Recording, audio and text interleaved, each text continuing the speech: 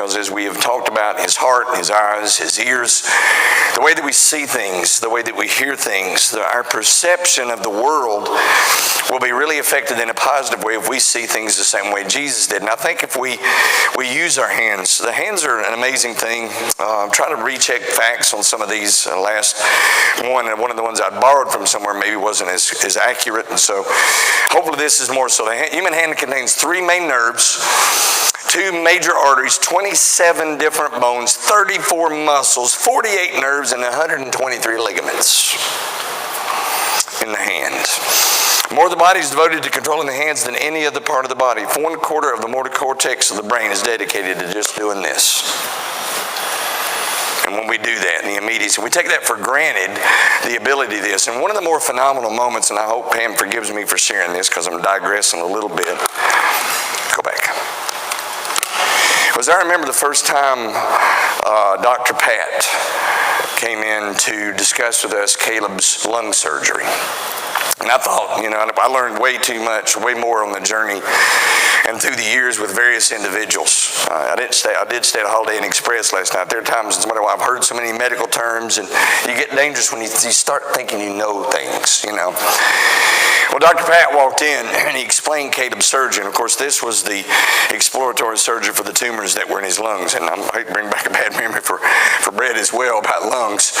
But he actually literally told us, I figured when they went in to do the biopsy of his lungs that they go in and they do it with finely tuned instruments and multiple scans, and they'd be going in with using machinery. He said, the best machines I have at my disposal are these. He says, I can find a smaller tumor with the sensitive and the ends of my fingertips than any instrument that has been designed to this day. So he literally, and he told Caleb this, I'm going to be going all through your lungs with just my hands. And if I feel anything, I'm taking it out. See, that's the sensitivity of the design of the hands. And when you consider Jesus' hands, look at Mark 1. We're going to be looking, as I said, at several passages, and I'd invite you to journey most of them in Mark. I'm not sure if Mark's gospel, as I have told you before, it's been maybe a while since I've shared that, but I call Mark is the ADD version of the gospel of Jesus, because it just goes from one event to the next. It's Jesus busy here doing this, Jesus busy here doing this. It's not a lot of detail chronologically. Mark is not chronologically arranged. If you've got an F. LaGarde Smith Daily Bible, it's not the one that you're going to rely on for what's happening next. Because Mark wasn't really concerned about chronology. He was concerned about the event, what was going on, and the excitement and the enthusiasm and the energy that Jesus is sharing. And Mark 1:40 probably is one of my favorite passages. There's another lesson that I've done in years past just based on this text from Mark 1:40 to 45. And what you have here is Jesus in a very busy day. I won't take time to look at it, but if you'll just look, even in your Bible like mine's highlighted, he started his ministry. He calls the disciples. He's cast out an unclean spirit. He's healed Peter's mother-in-law. Many other individuals are healed. He's preaching in Galilee, and now a leper. It's kind of like now a leper. If you can kind of get the gist of that. He's had a crazy, busy, incredibly filled day. Now a leper. The door rings again. The phone goes off. Another text message hits your phone. What else is going to happen today? Now a leper came to him, imploring him, kneeling to him, and saying to him, if you are willing, you can make me clean. Jesus, moved with compassion, stretched out his hand and touched him and said to him, I am willing, be cleansed. As soon as he had spoken, immediately the leprosy left him and he was cleansed. And he strictly warned him and sent him away at once and said to him, see that you say nothing to anyone, but go your way, show yourself to the priest and offer your cleansing, those things which Moses commanded as a testimony to them. I probably have read this text 100 times. That's a fair estimate over the years. I've always missed the fact of what Jesus tells him to do afterward. What you kind of miss in the intensity of the situation. There are many episodes where Jesus helps. But this particular moment probably is one that anybody other than the leper couldn't understand. We don't have a lot of the details about the leper's time of being a leper. However long it was, it probably seemed like too long. If it had been early on as a young man and he's middle-aged now, if it had been just maybe in the last 2 or 3 years, if he'd had it for the good part of his life, because his life now was one of isolation. Leper colonies, unfortunately, which still in very limited degree still exist, where individuals have to go because the disease is so highly contagious. You leave your family, you leave your friends, you live together with other individuals like you who are in essence waiting to die. Because it starts by destroying the feelings in the ends of the fingers and the ends of the toes, and those decay and leave the body. The extremities start first, and it's just a process of deterioration of the skin and muscle tissue. Don't know how long, and this is one of the thoughts of this text that has always amazed me, how Jesus could have healed him. Because there are other episodes, and most likely from a chronological basis, there's at least been 3 episodes where Jesus, one in particular where Jesus literally healed at a distance. He tells the individual to go home, you'll find the individual whole. He did not have to do what he does in this text. But I think that is the power of what we have to realize in our world with Jesus, and not just his hands, but his person.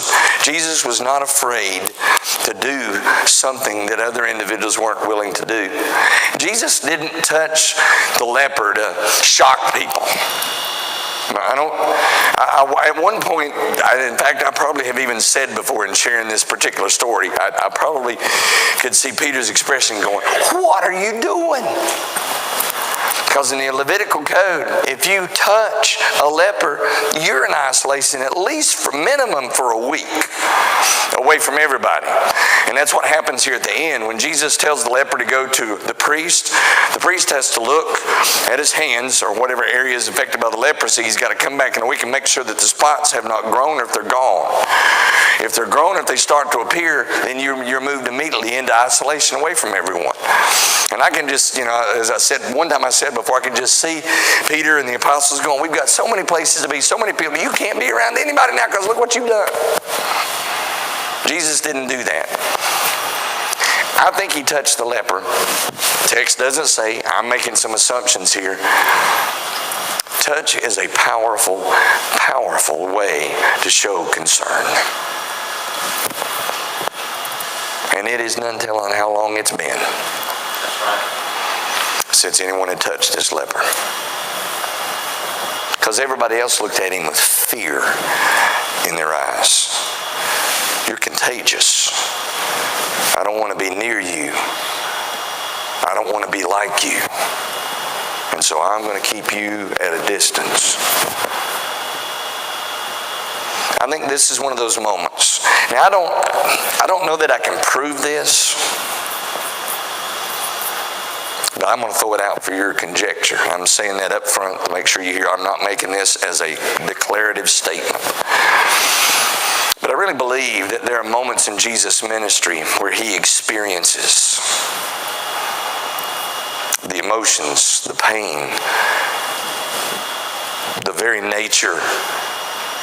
We're going to look later at another individual who touches him, and his power is gone. He knows because he feels an energy flow from him. When the writer says in Hebrews 4, we don't have a high priest that can't be touched with the feelings of our infirmities, but was tempted in all points like as are we. Is it possible that the moment that Jesus touches this leper, that he also identifies with, wow, that's how you felt? Again, conjecture, and I totally admit that straight up front.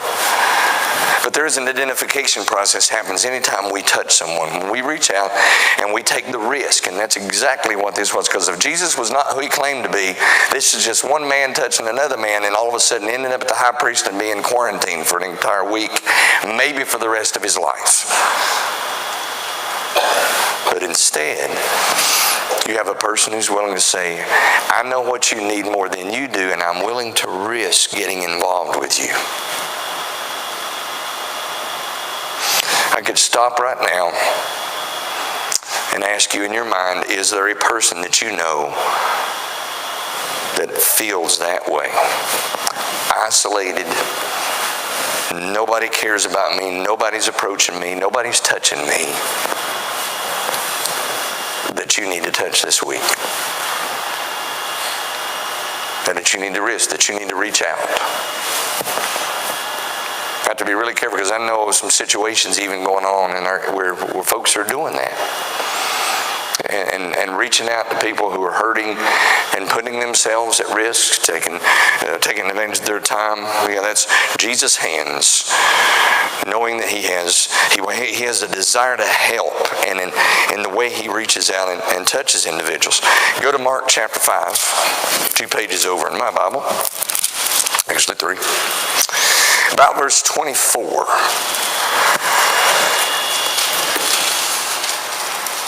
So Jesus went with him, and a great multitude followed him and thronged him. And this, of course, is the girl who is at the point of death. That's not the one we're focusing on. It's just kind of en route. I'm telling you, here's Mark again sharing. There's so many things going on. He's en route to one need, and en route to one need, another one kind of happens.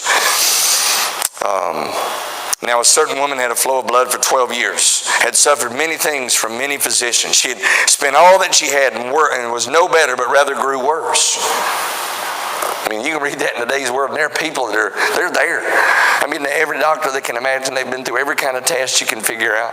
There's so much frustration sometimes in just the medical process. It's not new to our time. Individuals are trying to figure all that. And here she is. She has spent all of her money. She's spent all of her effort. She's worn slap out. When she heard about Jesus, she came behind him in the crowd and touched his garment. For she said, if only I may touch his clothes, I shall be made well. Now this you're going to go, and it has nothing to do with his hands. No, not exactly, but it does have something to do with presence. Because not only he's willing to help, but Jesus wants to heal. And it was his want to heal that she knew about. And she knew if I can just get close enough to him. See, we need to be known as individuals that are willing to do whatever we can do, even sometimes without knowing it. There are many times you or I or other individuals make a choice to put yourselves in a place where you're assisting or helping or doing things. And I just mentioned even in class this morning, I don't know that we always think about this, but if you just think about this time of the year, and I'll just mention it, when all of a sudden here come November, we got food for families, we've got the nursing home, we've got right now, and we're getting ready to reintroduce the college students that we're going to kind of reach out to and mention that and make available. There's always someone whom we can help. And it's the willingness that we have. And it's that, and even this afternoon, just immediately after, many hands make light work. I don't remember the origin of that particular idiom, but there were so many folks showed up this afternoon. About 30 minutes, 110, 20, I don't even, anybody count the bags that were made so quickly. So it's just, when we do, the power of not just the touch, but the energy level of doing something right. And that's what happens here, because when you read about it, immediately the fountain of her blood was dried up. She felt in her body that she was healed of the affliction. And Jesus, immediately knowing in himself that power had gone out of him, turned around in the crowd and said, who touched my clothes? I've always wondered how he asked that.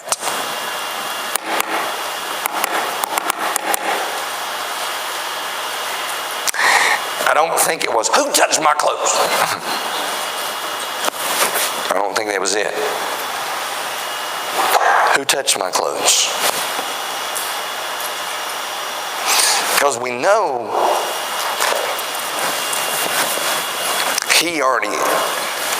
I think he knows. Maybe he doesn't. I've kind of looked at this in several different translations when I'm thinking about this thought and going, Because in verse 31, 32 it says, and he looked around to see her who had done this thing. Kind of gives me the indication he knows. Why does he ask the question? It's kind of like the same reason why he asks, when he goes into the garden and he looks at Adam and says, who told you were naked? He's wanting an individual to think. I like the fact that the disciple said, you see the multitude thronging you and you say, who touched me? But the woman, fearing and trembling, knowing what had happened to her, came and fell down before him and told him the whole truth. And he said to her, daughter, your faith has made you whole. Go in peace. Be healed of your affliction. I want to remind you of something Jesus said that at times bothered me a little bit. And bothered me because I didn't understand it. And that was when Jesus told the disciples in John, you will do greater things. Because I started going through my list. Walking on the water, raising the dead, blind people seeing, lame people walking. You will do greater things. You realize even in my lifetime, I've seen lives totally changed by someone who's willing to let someone touch them.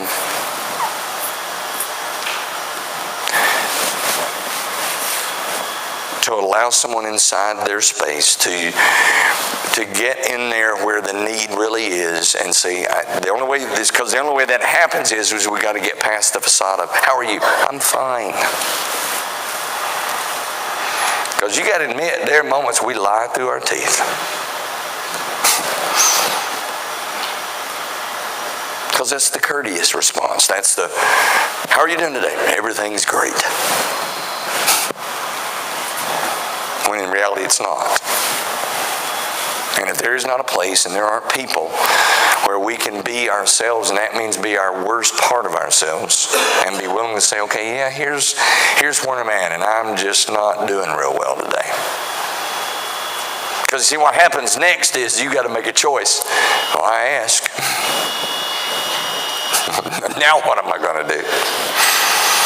See, with Jesus, it wasn't now what I'm going to do. He says, thank you for allowing me that opportunity. Because I really believe we keep each other from doing some of the things we're capable of doing. Out of, sometimes I think it's a spirit of, we've gotten here on our own, we can do this, we can handle this, we can deal with it on our own, I don't need anybody's help. That's an incredibly dangerous place to be. Because we've got to have folks that will let us and allow us to be touchable. Mark 6, 53 and 56. This one is just interesting because it's similar to the woman with the issue of blood. When they had crossed over, they came to the land of the Gennesaret and anchored there. And when they came out of the boat, immediately the people recognized him, ran through that whole surrounding region, and began to carry about on beds those who were sick to wherever they heard he was. You got to get that image. You get that image that when Jesus shows up, people are going, he's here. Go get Aunt Martha. Go get Uncle Bill. Go get Todd. They were going, who's sick? If you'll just go get him and bring him to this guy, they'll be well. The drawing power of Jesus. And it even says, wherever he entered, into villages, cities, or the country, they laid the sick in the marketplaces and begged him that they might just touch the hem of his garment, and as many as touched him were made well. I just get this image of hands stretching, reaching toward Jesus. Just touch me.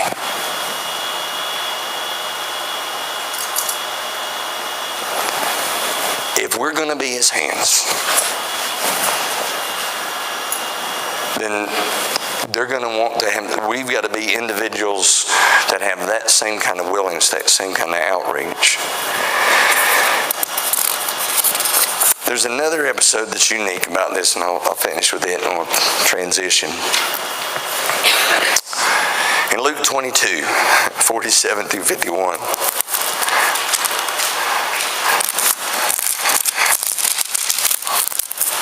Most of you probably already kind of figured out this is the Gethsemane moment. While he was still speaking about behold, a multitude, and he was called Judas, one of the 12, went before him and went to Jesus to kiss him. And Jesus said to him, Judas, are you betraying the Son of Man with a kiss? When those around him saw what was happening, they said to him, Lord, shall we strike with the sword? And one of them took out the servant of the high priest and cut off his right ear. But Jesus answered and said, permit even this. And he touched his ear and healed him. Just when you figure things out. And there are several people in this moment that I've thought about what might have been going through their minds. One of them is always Peter. Lord, what are you doing? He's here to take you away. He's here to... I don't know what's going through Peter's mind at that point, knowing they're here with the swords and the lights and the army.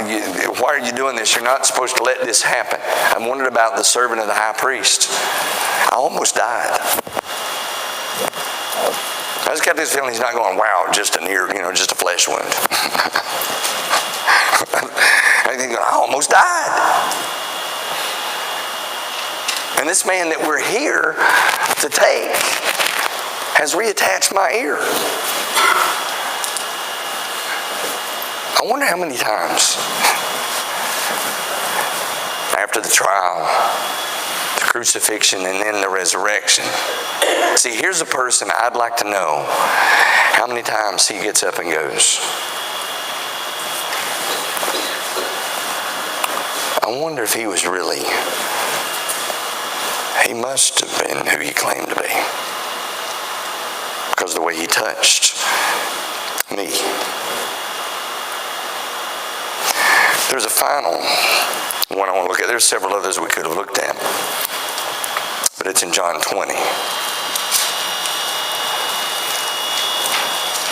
And this is Thomas telling the disciples, since he missed the initial moment of resurrection with Jesus, he said, except I see in his hands the print of the nails. The same hands that touched the leper. The same hands that took the little children as they would come to him and hug them. Those are the same hands that were nailed to an old rugged cross. And Thomas has said, unless I see the prints of the nails in his hands and his feet and put my hand into his side. Remember, Jesus comes in and tells him to do that. But there's also a really neat moment on the road to Emmaus outside of Jerusalem as two disciples are walking with Jesus. And again, this is somewhat of a conjecture, but I think it's fairly accurate that they've walked with him, and he's telling them about himself as he's walking along with them. They marvel, they want him to stay the night, and he breaks bread and he hands it to them. And we're told that at the moment that he breaks the bread and hands it to them, that they recognize who he is. And it's because of the prints of the nails in his hands. I shall know him by the print of the nails in his hands. Hands that heal, hands that help, hands that hurt for you and me. When you consider how he moved his hands, a couple of quick observations. He was aware of what was going on around him. He had a passion for people that came from his passion for his Father. He was here to do what his Father wanted him to do, and he listened to what his Father wanted, and that prompted him to action. Every need he saw, he had to do something about it. We're incredibly busy people. I know on a regular basis, I miss opportunities to be the hands of Jesus. I think we need to be more aware of that, because that's going to think the difference. Who receives your compassion? Who's the life that's on a different path because of your touch?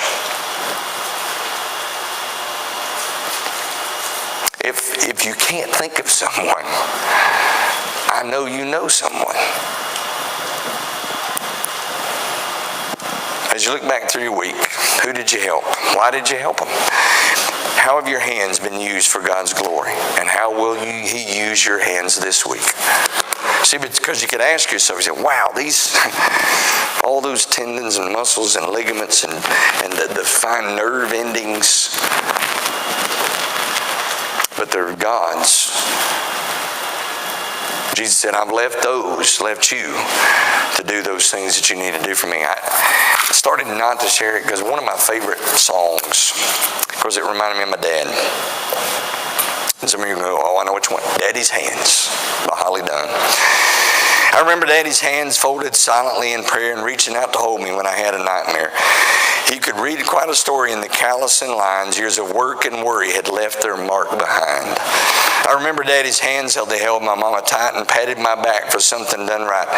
There are things that I'd forgotten that I loved about the man, but I always remember the love in Daddy's hands. And this word, Daddy's hands were soft and kind when I was crying. Daddy's hands were hard as steel when I'd done wrong. Daddy's hands weren't always gentle, but I've come to understand there was always love in Daddy's hands. I know that's true of my father, but I know it's even more true of Jesus. His whole personality was about what he did for us with his hands. So I hope maybe this week these thoughts will prompt you to be his hands once again. Somewhere, at some moment this week. If we can assist you tonight in any way spiritually, something that you're struggling with and need to share, like even we shared this morning, maybe a concern that you have about someone that we need to voice to the Father. Or maybe you need to become a member of the family of God. We haven't talked about that tonight. But our Father loved us enough to allow us to use our hands in that moment of helping and assisting individuals to be converted into a relationship with Christ through baptism, penitent faith, confession, and baptism. So anyway, we can help you tonight. Would you come as we stand and as we sing?